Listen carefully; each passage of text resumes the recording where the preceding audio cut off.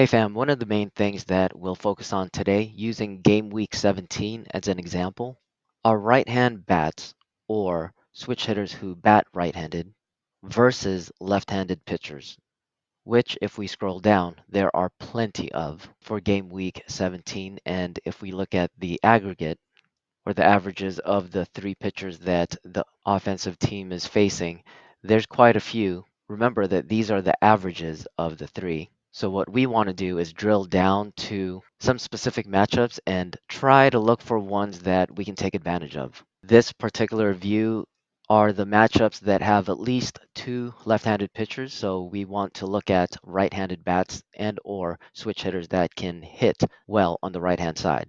So we used Ian Happ last game week as an example of a switch hitter that hits well with power on the left-hand side, but not so much on the right hand.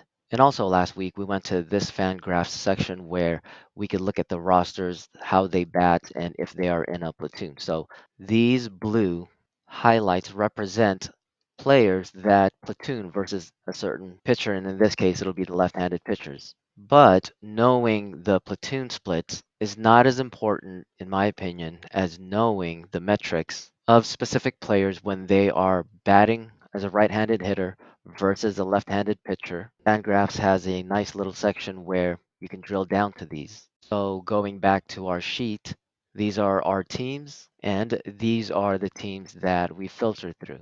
And it's really easy. You just go to splits, you go through all of these different items, and then you select the data set that you want to see. Click update, and voila. And I can start putting this on the shared drive for ease of use. So going to my personal sheet, this is what it looks like. Because from this point on, we can filter and sort in a way that's helpful for fantasy baseball and specifically SorareMLB. I like sorting it by WOBA or WRC plus, and I like to highlight slug and WRC because this is what they've done in terms of extra base hits, or WRC is their current offensive output in general. Again, going back to our matchup sheets, we see here that Miami and Milwaukee has the weakest pair of left-handed pitchers. So going back to this sheet, ideally we would like to target Milwaukee and Miami. And even with this sort, thankfully, there's a lot of Miami and Milwaukee. Now, real quick side note for Milwaukee. They actually haven't hit left-handed pitchers as well, and that's why they had to, emphasis on had to get the likes of designated for assignment Darren Ruff, because it has been that rough for them. And based on the top ones, and based on this filter and sort, it's suggesting that we should take a look at Kansas City and Cincinnati as well. So going back to our sheet, we compare Kansas City and Cincinnati, and immediately we see that maybe we should opt for Kansas City or trust it more. And specifically because their overall, so their three pitchers, including the right hand pitcher, is significantly easier. So this is a form of a tiebreaker. And of course, more importantly, not to mention that if we were to go to our player comparison tools, I'm willing to bet that Bobby Witt and Perez rate significantly higher than almost all of Cincinnati, and especially these two. Just to make sure, going to our player comparison page.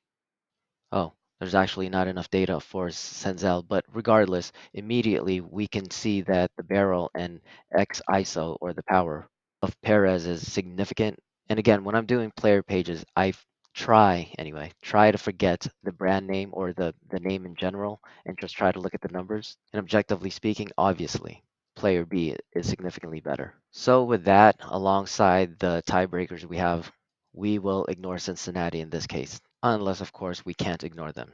So with this filter, it gives us a general bird's eye view of what quadrants, i.e. names, we need to target. And for a short 3-day game week, slugging, or the ability to get some kind of power, becomes really important because it takes one hit, right? So this makes it so that it's this little tiny quadrant and these names that we should consider prioritizing. Once we hone in on some of these players, one of the things I like to look at are the plate appearances. Out of all of the names listed, are there any that have a lot less plate appearance? And then I go back to this view on Fangraphs to see if they're actually Platoon players, and maybe I need to bump them up or down depending on that. And going to Kansas City, we see that they have the most Platoon players. They platoon them the most. So Olivares and Duffy are one of their go-to. But since has been doing well both against right and left, or at least in their opinion, he's probably going to stay regardless of pitcher. Plus, he's defensively great on first base and very useful everywhere else. So, if you have Massey or Nicky Lopez, you might want to consider sitting them down because more than likely Duffy and Olivares, especially if they do well against left-handed pitchers, will take over. And this isn't just for Kansas City, this is for any other team. So, going back to our list, we see Duffy and we also see Olivares. Oh, and we see Dozier, who was actually designated for assignment, so we get rid of that name, which actually makes it even more likely that Prado, Duffy, and Olivares will be playing. Sometimes teams just want to give their players a chance, like the Cubbies did with Christopher Morel recently. So going back to this, even though they hit lefties really well, let's not expect them to outproduce India and Steer easily. It just means that they have a lot more value. So if you're a value budget player, then it's an opportunity to roll the dice and maybe baseball gods grant you the variance.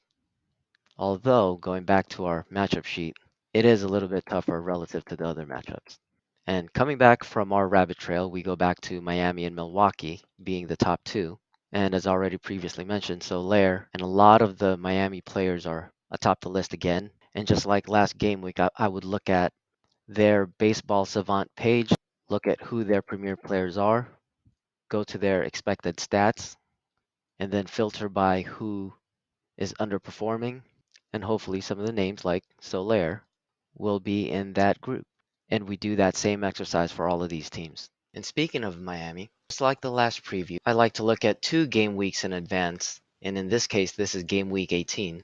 And again, we see Miami popping up as having great matchups for their right-hand bats. Now, there is a quick side note about that.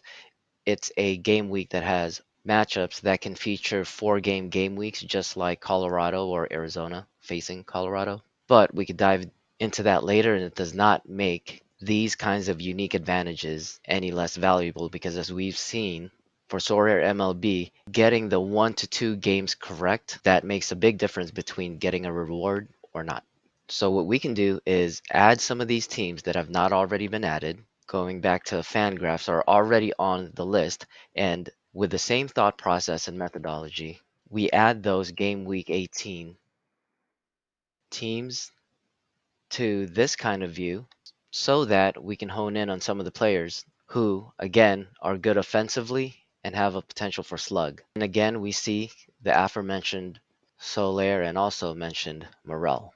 And going back to the expected stats, the reason I put the video note about how looking at this isn't necessarily required and it's just an added value, part of the reason for that is because if Soler, back in our game week review of game week 16 over a week and a half ago, then we could have taken advantage of the fact that he was underperforming based off of his expected stats and take advantage of 3 game weeks where he has or should have a chance to take advantage of some key matchups. And so, on the same note, Cincinnati, with their 2 game weeks worth of double left handed pitchers, it just provides a whole nother level of fun and strategy to all of this. And then going to our strength of schedule, also mentioned a couple of game weeks ago, Miami was a potential for a sell high because their upcoming game weeks or the next 4 were easy and the rest of the season is not. Again, it adds another level of fun and strategy. So, looking at our game week 18, we see Oakland, Texas, Atlanta, Miami, and Chicago and Cincinnati. The best pairing is Oakland, and before we completely dismiss them, they do have some players that can take advantage of extremely weak left handed pitchers. One of my home teams is San Diego because that's where I'm from, and I would caution against thinking that Snell is this bad because once he, with all due respect, stops being kind of stubborn and just smartly pitches, then going back to our strength of schedule, then he'll absolutely be able to take advantage of their future game weeks. And maybe it starts, hopefully, it starts during game week 18. As we did earlier, you can just select some of the names that you have, plug it into the player comparison tools, or it's not just this, it's a bunch of other ones. Figure out and get a picture of who has great underlying metrics, and specifically looking at the Sorare MLB bat rating or pitcher rating, because that's like a one-stop shop number for both scouting and matchup decisions. Or go to their Baseball Savant page. I've been using this view because just like our Sorare MLB datasets, it's free and I think everyone should be using it. I think it's such an easy and useful tool. And going back to our set of names, remember this includes both game weeks. The reason I like to lump them together is because if there are some that are on your watch list anyway, and it makes sense from a future strength of schedule or game week perspective, and after considering what their two upcoming game weeks look like, then maybe it might be worth it for you to get. And again, all of this is in our SorareMLB Google Sheets. And to answer a common question, yes, it's free, as is with all of the tools that I've gone over in all of the videos. And if you're like many of the people that DM me, and actually the reason for these kinds of videos, you'd know firsthand that all it takes is a little bit of work and you'll win, even though you've never even heard of baseball. And hopefully, just like a lot of those people that I just mentioned, and I'm talking to the newer to baseball people here, hopefully, all of this allows you to appreciate this game that much more. And maybe Sora MLB as well, or fantasy baseball for that matter. And winning usually does that for a lot of people. If time permits this week, I'll do another video on the right-handed specific pitchers and the left-hand bats that should be able to take advantage.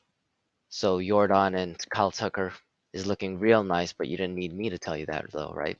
And then St. Louis is looking nice again. So look for Nolan Gorman. And good grief, hopefully Soto can get back to business and maybe even Cronenworth. So hopefully all of that can be gone over, but if not, this will all be in the Google Doc, so you can start researching now, and I hope you're able to use it well and hope to see your name high up on the leaderboard. Thanks, fam.